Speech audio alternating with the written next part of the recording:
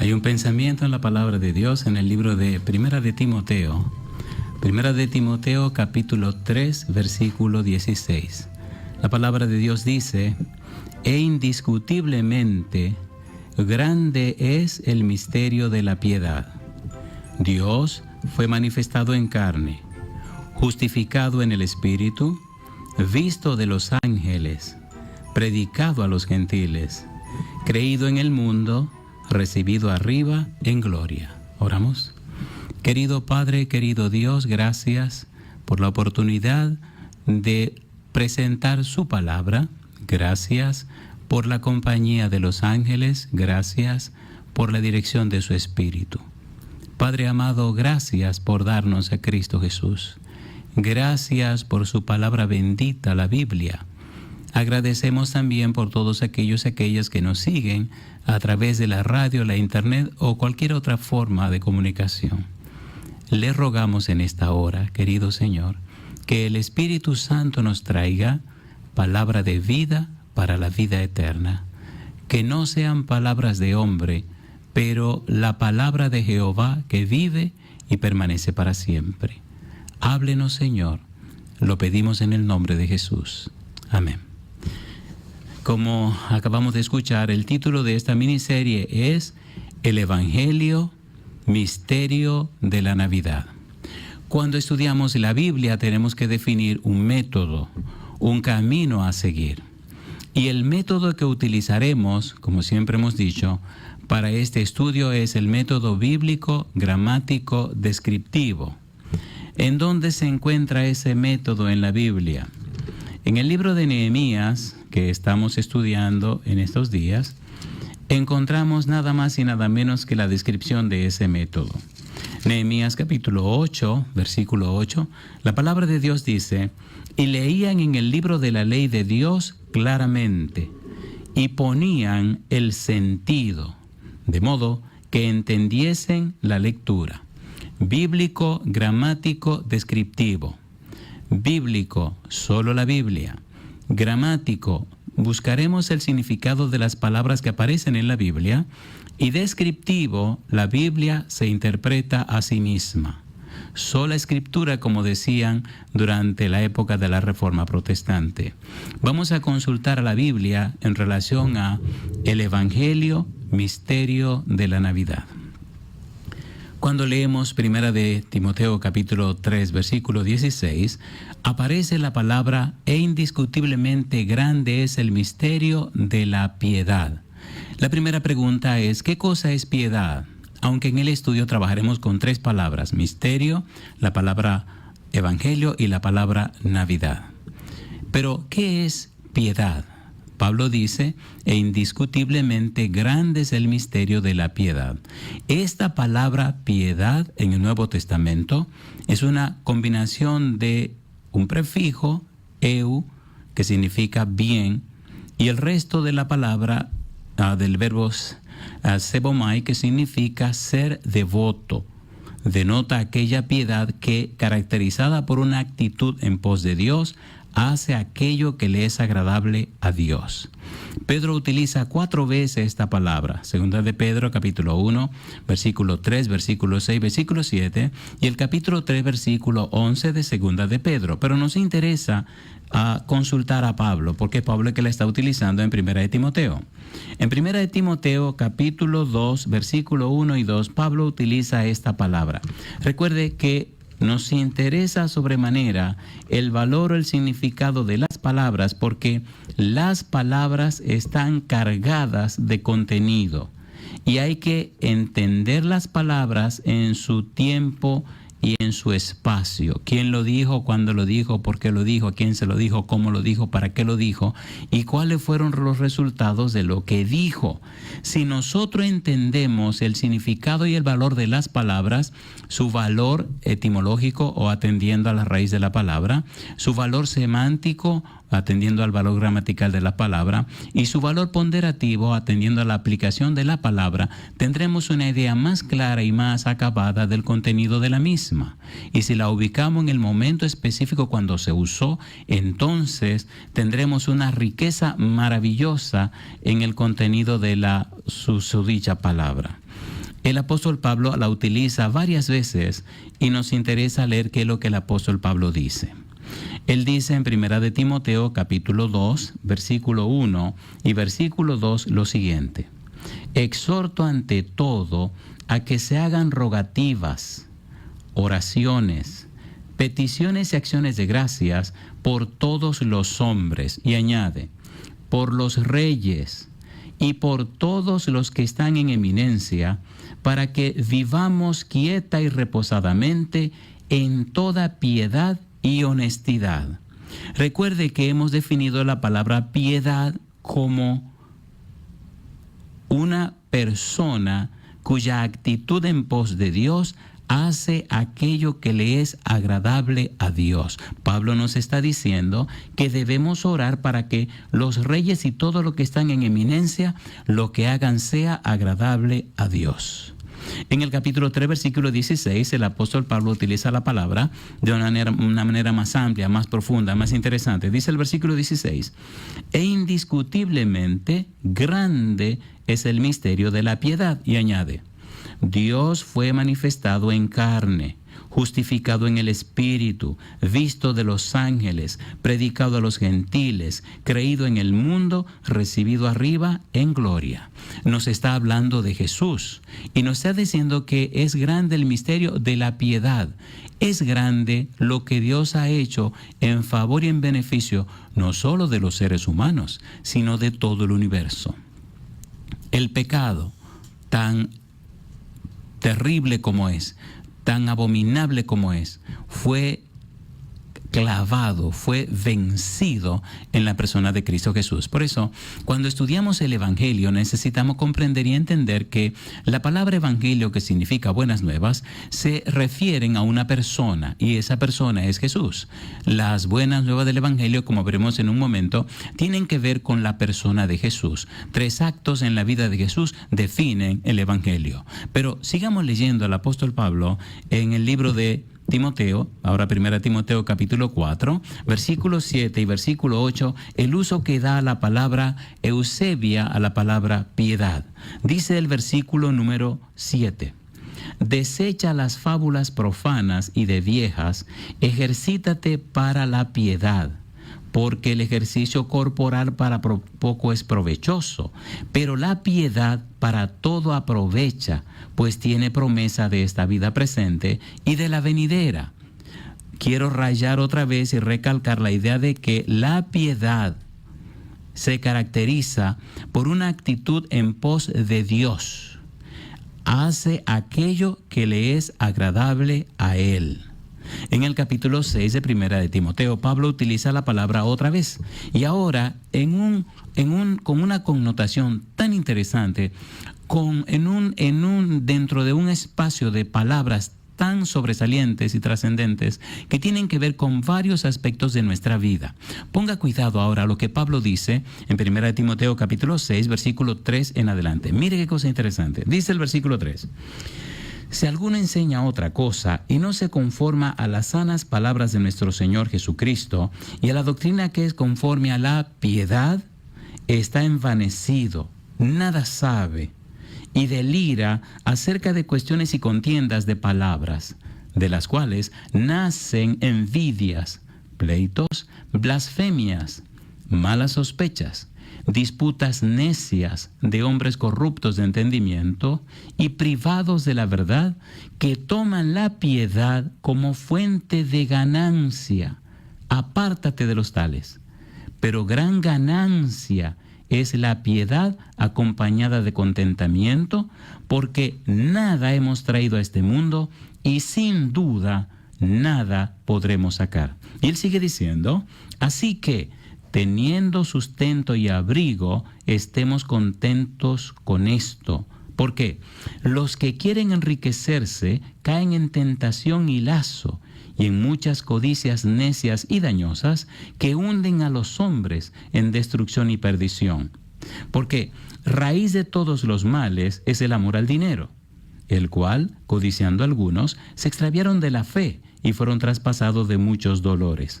Mas tú, oh hombre de Dios, huye de estas cosas y sigue la justicia, la piedad, la fe, el amor, la paciencia, la mansedumbre. Pelea la buena batalla de la fe, echa mano de la vida eterna, a la cual asimismo fuiste llamado, habiendo hecho la buena profesión delante de muchos testigos. Pablo utiliza en estos párrafos varias veces la palabra piedad, en una manera tan interesante que involucra la vida suya y la vida mía. Y repite una y otra vez la piedad. Lea detenidamente, lea despacio ese capítulo 6 de Primera de Timoteo y descubrirá cosas tan interesantes que tienen que ver con la riqueza, el amor a la riqueza, con el dinero, con la vida cristiana, etcétera, etcétera, etcétera. Recuerde, estamos solamente a manera de introducción tratando de entender un poco el valor y el significado de la palabra piedad que aparece en Primera de Timoteo capítulo 3 versículo 16, donde el apóstol Pablo dice: e indiscutiblemente grande es el misterio de la piedad. Recuerde también que estamos trabajando con la palabra evangelio, la palabra misterio y la palabra Navidad. Y el título de lo que estamos presentando es el evangelio, misterio de la Navidad. ¿Cómo es el evangelio, el misterio de la Navidad? ¿Qué tiene que ver el evangelio con la Navidad? Sigamos con el apóstol Pablo y leamos por último 2 de Timoteo capítulo 3 versículo 5. La Biblia es un manantial, es una catarata y jamás usted le encontrará el fin. La palabra de Dios es para siempre. La palabra de Dios es desde siempre, porque es la palabra de Dios. El Señor dice: sécase la hierba, marchítase la flor, mas la palabra de Jehová el Dios nuestro permanece para siempre. San Pablo, 2 de Timoteo 3:5, dice el versículo 5, que tendrán apariencia de piedad, pero negarán la eficacia de ella. A estos evita. Apariencia de piedad. Aparentarán que ellos están en una actitud en pos de Dios. Aparentarán que ellos hacen aquello que les es agradable a Dios. Viven una vida de piedad aparente. La palabra piedad entonces lleva en sí un valor maravilloso. En resumen, esta palabra piedad nos habla de vivir conforme a la voluntad de Dios y vivir y hacer las cosas que agradan a Dios. Significa ser para hacer. En el Evangelio según San Mateo capítulo 16 versículo 27, el Señor Jesús dijo: cuando el Hijo del Hombre venga en su gloria con sus ángeles, pagará a cada uno conforme a sus obras, conforme a su praxis. La idea de la praxis es entonces un testimonio. La praxis tiene que ver con el contenido de una doctrina, el contenido de algún asunto, y lo llevamos a nuestra vida práctica. Involucramos en nuestra vida el contenido de lo que aprendemos. Si es verdad que conocemos el Evangelio, si es verdad que conocemos a la persona Evangelio que es Cristo Jesús, como veremos en un momento, entonces nuestra vida tiene que reflejar que le hemos conocido a Él, que lo conocemos, lo comprendemos y lo entendemos. Por eso el Señor Jesús dice: el que no nace de nuevo no entrará en el reino de los cielos. Y el apóstol Pablo dice en 2 Corintios capítulo 5 versículo 17, de modo que si alguno está en Cristo, nueva criatura es. Las cosas viejas pasaron y aquí todas son hechas nuevas. Si es verdad que eres cristiano y practica la piedad, necesariamente debe verse a Cristo en tu vida. No es cuestión de discusión, no es cuestión de discutir, y no es cuestión de argumento, ni cuestión de doctrina, no. Es cuestión de experiencia. Si es verdad que tiene una vida práctica, entonces tu vida refleja la belleza del carácter de Cristo. El apóstol Pedro dice en 1 Pedro capítulo 2 versículo 9, mas vosotros sois linaje escogido, real sacerdocio, nación santa, pueblo adquirido por Dios para que anunciéis las virtudes de aquel que os llamó de las tinieblas a su luz admirable. Las virtudes, los atributos, los valores, los perfiles, las características de Dios deben reflejarse en la vida de aquel que dice que conoce el Evangelio, de aquel que dice que conoce a Jesús, de aquel que dice que ama a Jesús. Su vida reflejará una vida piadosa, una vida que agrada a Dios. Comencemos ahora con la palabra evangelio. La primera pregunta es, ¿qué es el evangelio? La pregunta ¿qué es el evangelio? Tiene una connotación muy didáctica. La pregunta realmente debería ser ¿quién es el evangelio? Pero bueno, comencemos con la palabra etimológicamente. Etimológicamente, o atendiendo a la raíz de la palabra evangelio, significa las buenas nuevas. Significa una noticia grande, una noticia favorable. En la antigüedad, cuando había una batalla y venía un rey invasor a atacar una ciudad, el ejército de la ciudad salía y cuando repelía, cuando vencía al ejército invasor, salía un paladín, salía un vocero y gritaba y venía gritando por toda la ciudad. Bashar en la antigüedad significaba vencimos, vencimos, vencimos. Venía con una buena noticia, venía con un evangelio, si se puede decir. Venía a anunciar que habíamos vencido. Jesucristo es el evangelio. ¿Por qué y cómo Cristo es el evangelio? La pregunta, entonces, ¿quién es el evangelio? ¿Quién es la persona buenas noticias? ¿Quién es la persona que venció? ¿Quién es la persona que hace posible la victoria del cristiano? Cuando leemos en la Biblia, en 1 Corintios capítulo 15, versículo 3 y 4, dice, porque primeramente os he enseñado lo que asimismo recibí, que Cristo, número 1, murió por nuestros pecados, conforme a las Escrituras. Número 2, que fue sepultado. Y número 3, que resucitó al tercer día conforme a las Escrituras. 3 palabras. Número 1, murió. Número 2, fue sepultado.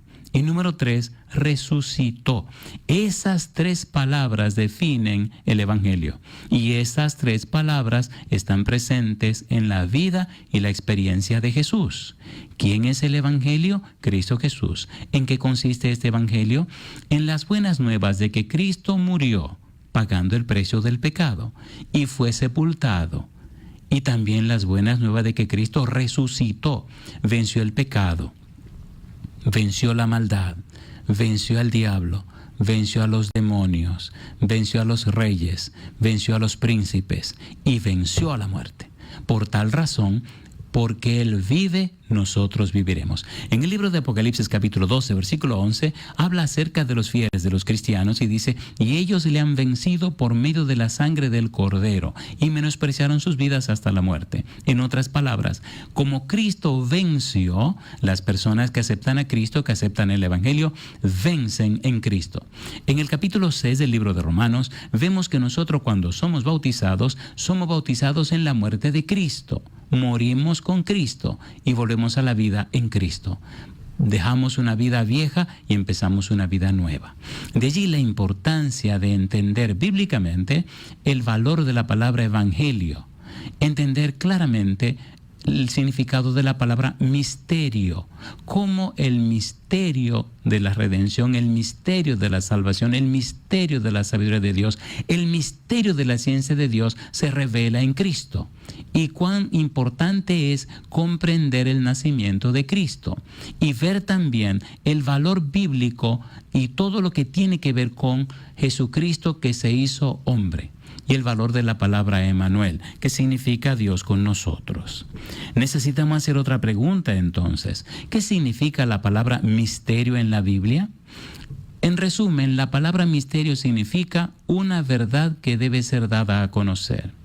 Pero que esta verdad que debe ser dada a conocer solo es conocida por aquellos que se dedican a investigar, se dedican para aprender, toman tiempo y se ocupan en comprender y entender lo que Dios explica acerca de esa verdad misteriosa o acerca de esa verdad que no había sido revelada.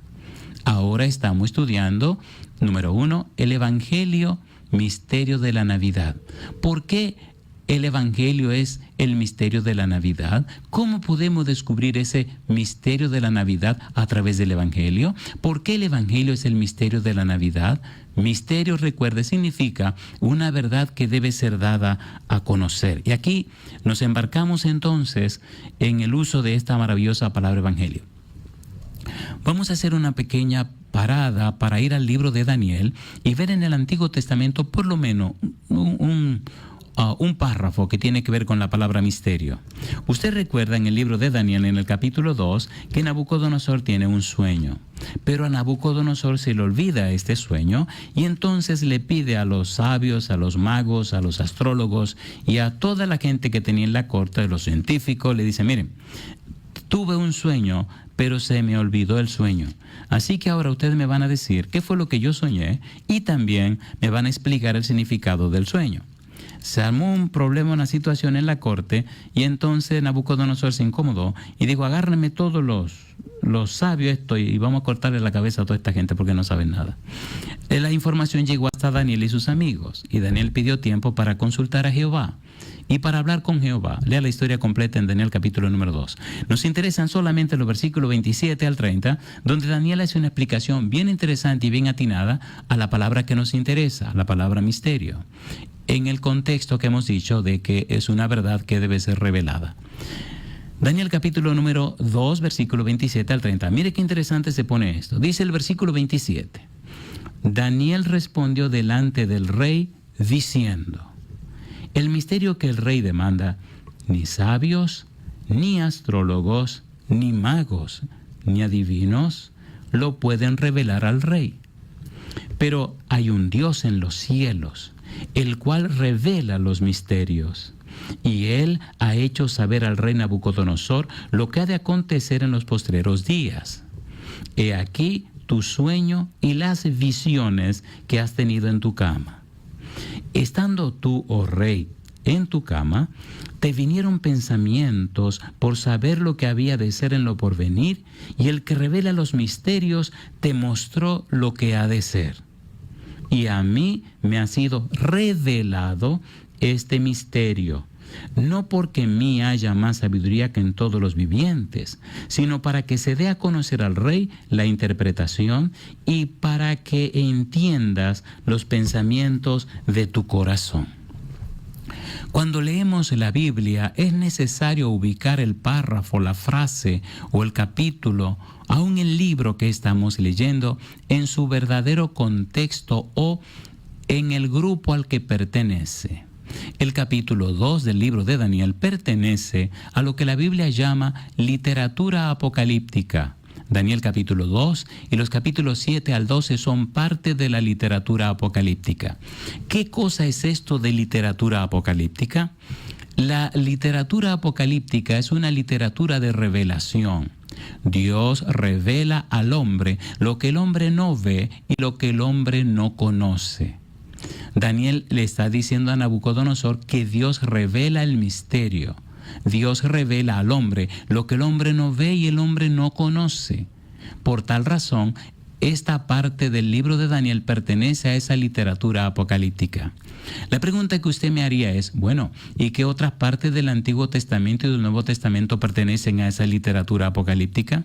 Si usted quiere leer todo el contenido de la literatura apocalíptica en la Biblia, lea, número 1, el libro de Isaías, capítulo 24 al capítulo 27, el libro de Ezequiel, capítulo 38 y capítulo 39, el libro de Daniel, capítulo 2 y capítulo 7 al 12, el libro de Joel, capítulo 2 y 3, el libro de Zacarías, capítulo 9 al 14.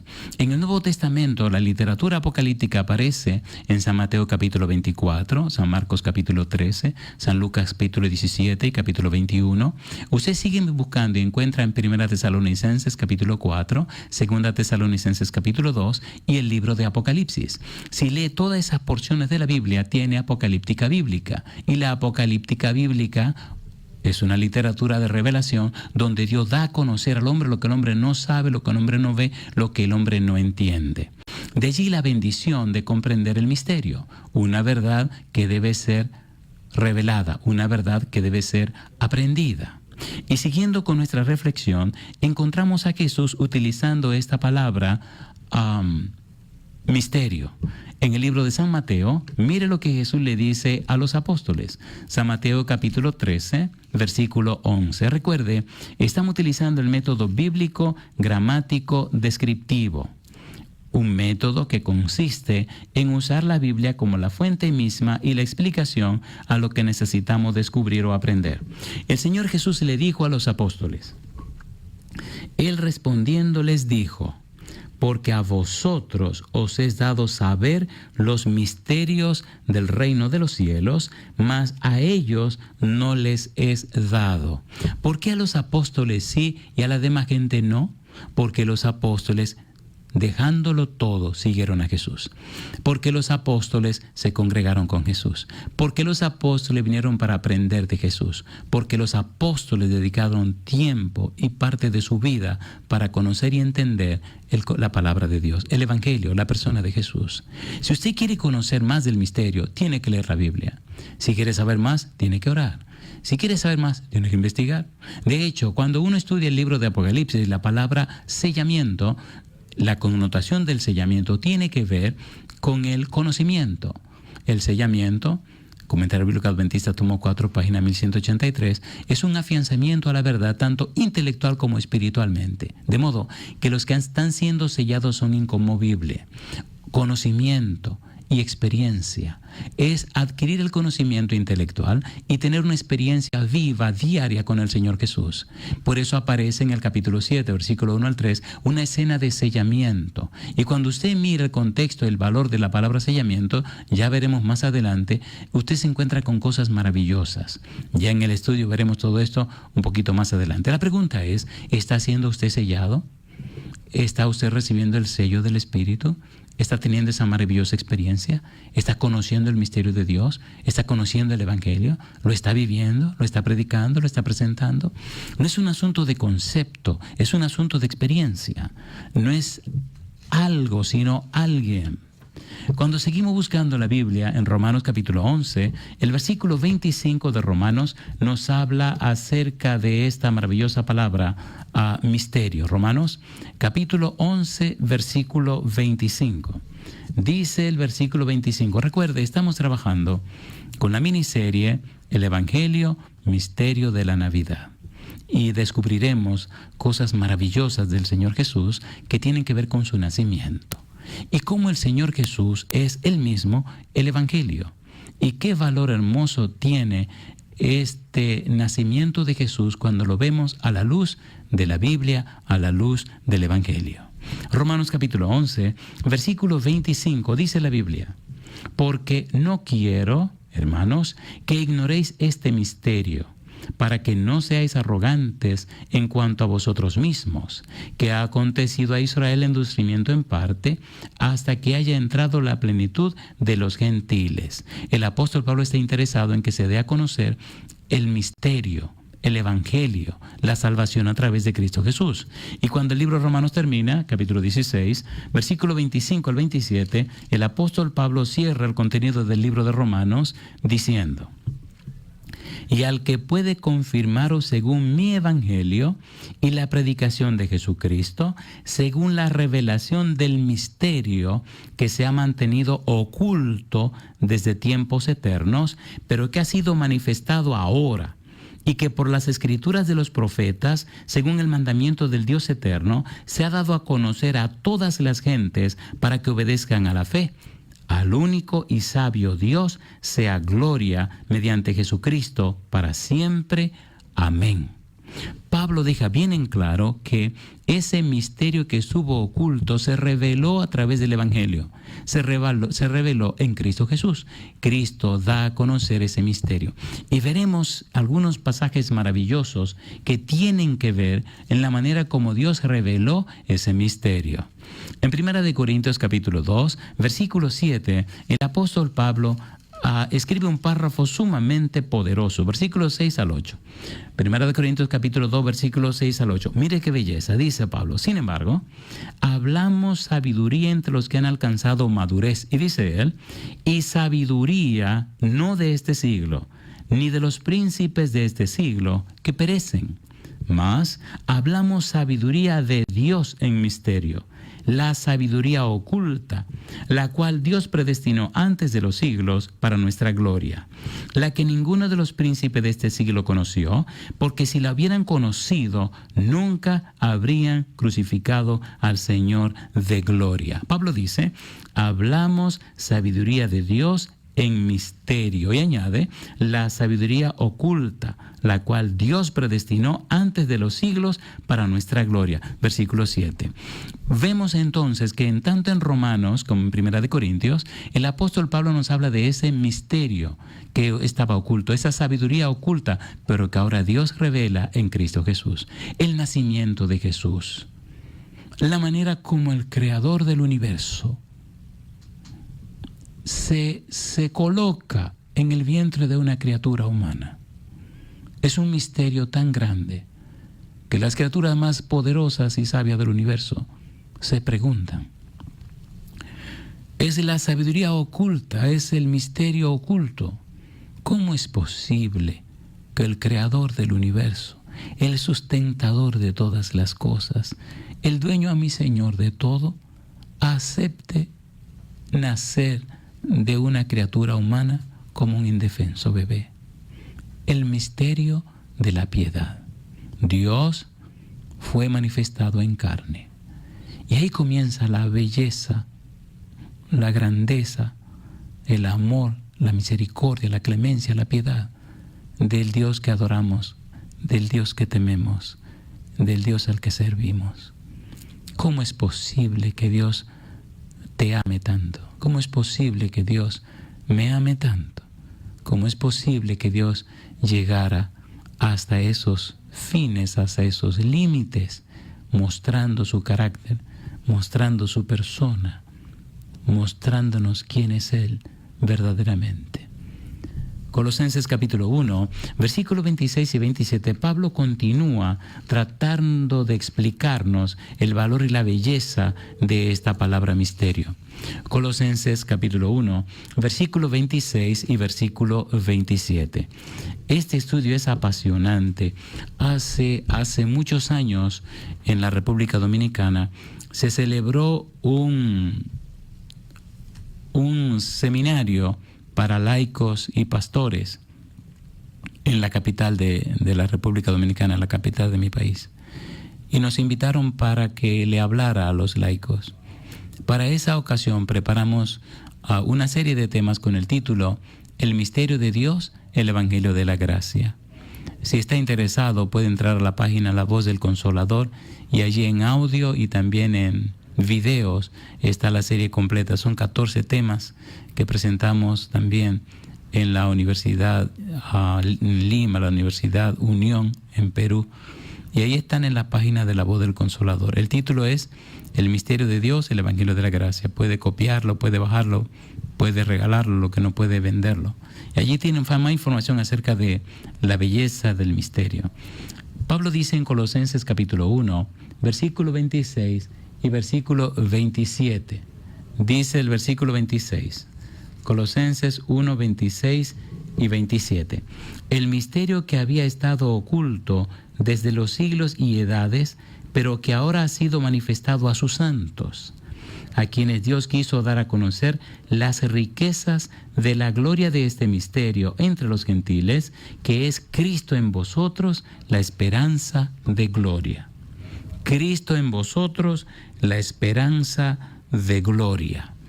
Cristo es la revelación de ese misterio. Cristo nos da a conocer el misterio. Ese misterio se revela en el Evangelio y esa persona Evangelio es Cristo Jesús. Me gusta cuando Pablo dice en el libro de Efesios, capítulo 1, versículo 9, lo siguiente. Dice el verso 9, dándonos a conocer el misterio de su voluntad según su beneplácito, el cual se había propuesto en sí mismo. Cristo vino a dar a conocer el misterio. Y Pablo dice que Él conoció el misterio. Efesios capítulo 3, versículo 3, dice el apóstol Pablo, que por revelación me fue declarado el misterio, como antes lo he escrito brevemente. leyendo lo cual podéis entender cuál sea mi conocimiento en el misterio de Cristo. Misterio que en otras generaciones no se dio a conocer a los hijos de los hombres, como ahora es revelado a sus santos apóstoles y profetas por el Espíritu, que los gentiles son coherederos y miembros del mismo cuerpo y copartícipes de la promesa en Cristo Jesús por medio del Evangelio. En el Evangelio se me presenta, se manifiesta, se da a conocer el misterio de Dios, el plan de salvación, hasta dónde ha llegado Dios para redimir y salvar al pecador. Versículo 9, y de aclarar a todos cuál sea la dispensación del misterio escondido desde los siglos en Dios que creó todas las cosas. Dios se ha revelado a través de Cristo. Dios ha dado a conocer el Evangelio en Cristo. En Efesios 5:32 Pablo dice, grande es este misterio. Veamos la belleza de esta palabra misterio. La Biblia nos presenta algunos pasajes que nos hablan de el misterio de Cristo. Por ejemplo, en el libro de Colosenses capítulo 4, el versículo número 3, mire usted lo que dice. Queremos recordarle siempre que esta miniserie se titula El Evangelio, Misterio de la Navidad. Estamos definiendo la palabra misterio. Si conocemos la palabra evangelio, que es Cristo, 1 Corintios capítulo 15, versículos 3 y 4, y consiste en la muerte, la sepultura y la resurrección de Cristo. Y ahora entendemos la palabra misterio, es que Dios da a conocer una verdad que debe ser dada a conocer. Entonces entenderemos la profundidad y la belleza de el Evangelio revelado en la Navidad. ¿Qué significa que Cristo nació? ¿Cuál es el valor y la trascendencia del nacimiento de Cristo? ¿Hasta dónde podemos llegar en ese conocimiento? Recuerde que una y otra vez se repite la palabra misterio que estuvo oculto desde edades eternas, pero que ahora se ha dado a conocer. La sabiduría oculta, pero ahora Dios la reveló. Y se llama la atención cómo Pablo nos ayuda a profundizar más en este conocimiento. Pero veamos Colosenses capítulo 4, versículo número 3. Dice Pablo, orando también al mismo tiempo por nosotros, para que el Señor nos abra puerta para la palabra, a fin de dar a conocer el misterio de Cristo, por el cual también estoy preso. El misterio de Cristo. Se habla del misterio de Dios, se habla de la sabiduría oculta de Dios, pero Pablo nos dice también el misterio de Cristo. En el libro de Efesios capítulo 3, versículo 4, Pablo nos habla de que tiene ese conocimiento en el misterio de Cristo. Efesios capítulo 3, versículo número 4. Dice el versículo número 4, leyendo lo cual podéis entender cuál sea mi conocimiento en el misterio de Cristo. Y debemos ver también de una manera bien interesante cómo la Biblia nos habla de el misterio de Dios. En 1 Corintios capítulo 4, versículo 1, el apóstol Pablo dice, recuerde, estamos trabajando con el método bíblico, gramático, descriptivo. Estamos utilizando la Biblia como su misma intérprete y estamos buscando en la Biblia que ella explique lo que la Biblia dice. 1 Corintios capítulo 4, versículo 1 dice la palabra de Dios, así pues, téngannos los hombres por servidores de Cristo, y dice ahora, y administradores de los misterios de Dios. Administradores de los misterios de Dios. Ahora Pablo nos está hablando de los misterios de Dios. En Colosenses capítulo 2, versículo 2, el apóstol Pablo dice, pastor, preguntaría usted, ¿por qué me está bombardeando con tantos versículos de la Biblia? Querido, querida, a través de la palabra de Dios, el Señor llamó a la existencia todo cuanto existe. Es en la palabra de Dios que está la energía creadora que llamó los mundos a la existencia. Es en la palabra de Dios que se esconde el poder que cambia y transforma la vida de los seres humanos. Es a través de su palabra que Dios puede cambiarte la vida y hacer en ti, por ti y contigo, lo que Él quiere hacer. Necesitamos exponer nuestra mente a la palabra de Dios. Necesitamos poner nuestra mente en la palabra de Dios, no la palabra de Dios en nuestra mente. ¿Qué significa esto? Cuando usted lee la Biblia y la interpreta a la luz de cómo usted piensa, se encuentran con muchos problemas serios, problemas de creencias, problemas de su experiencia en la vida, problemas de lo que usted ha recibido o no ha recibido. Pero cuando usted lee la palabra de Dios y empieza a llenar la mente con la Biblia y empieza a poner su mente, en la Biblia, usted va descubriendo que el Señor Jesús se va formando en usted, quien es la esperanza de gloria. Comienzan los versículos a trabajar en su mente y a cambiar los paradigmas y a cambiar todos esos patrones mentales que le han hecho esclavo durante tantos años. Es la palabra de Dios que transforma la vida. Cuando usted pone su mente en la Biblia, como dice el Señor, dame, hijo mío, tu corazón y miren tus ojos por mis caminos. Entra, ven, dame el cerebro y pongamos ese cerebro tuyo en la palabra de Dios. No comience a juzgar, a evaluar y a sacar conclusiones porque no tiene el bagaje, no tiene el background, no tiene el fundamento necesario para entender las cosas espirituales, porque las cosas espirituales se entienden espiritualmente. Sin embargo, 1 Corintios capítulo 2 versículo 9, Pablo dice: cosa que ojo no vio ni oído yo ni han subido en pensamiento humano, son las que Dios ha preparado para los que le aman. Y dice el versículo 10 que estas cosas ya Dios las reveló por medio del Espíritu, porque el Espíritu escudriña aún lo profundo de Dios. Necesitamos leer la Biblia, necesitamos poner la mente en la Biblia para que la Biblia nos dé y forme en nosotros la mente de Cristo. Pablo dice en 1 Corintios 2:16, mas nosotros tenemos la mente de Cristo.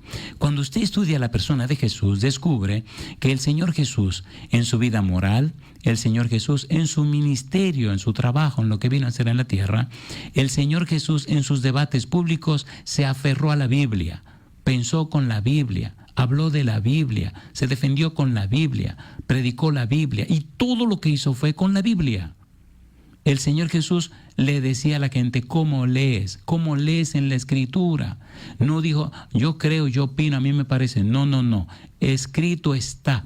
Cuando lo tomaron preso y Pedro sacó la espada y le quiso cortar la cabeza a aquel siervo llamado Marco, el Señor le dijo: guarda tu espada. Y entonces le dijo: ¿tú no crees que yo puedo orar a mi Padre y me daría 12 legiones de ángeles? Pero entonces le dice el Señor Jesús a Pedro: ¿cómo se cumplirían las Escrituras? En otras palabras, Cristo estaba subordinado, sometido, enfocado en la palabra de Dios. Necesitamos llenar la mente con la Biblia para que la Biblia sumergida en la palabra entonces nos haga tener la mente de Cristo. Permítame aclarar otra vez. Número uno, no es llenar la mente con la Biblia, es que la mente se deposite en la Biblia. No es que yo voy a entender, no, es que mi mente la voy a poner en las manos de Dios, voy a leer lo que dice en su palabra y permitiré que el Espíritu Santo ponga los programas necesarios en mi mente que están en su palabra. Cuando Cristo abría la boca decía: escrito está en la Escritura, escrito está. Escudriñad las Escrituras porque a vosotros parece que en ellas tenéis la vida eterna. Ellas dan testimonios de mí. Jesucristo dijo también, San Lucas 24:44, porque era necesario que se cumpliese todo lo que está escrito de mí en la ley de Moisés, en los profetas y en los salmos. Usted y yo debemos hacer lo mismo. Por eso el estudio lo estamos haciendo a través de la palabra de Dios. Solo la Biblia y la Biblia solo. Pienso que es un buen momento para nosotros hacer una pausa y entonces darle a usted un respiro para que continuemos con la palabra de Dios.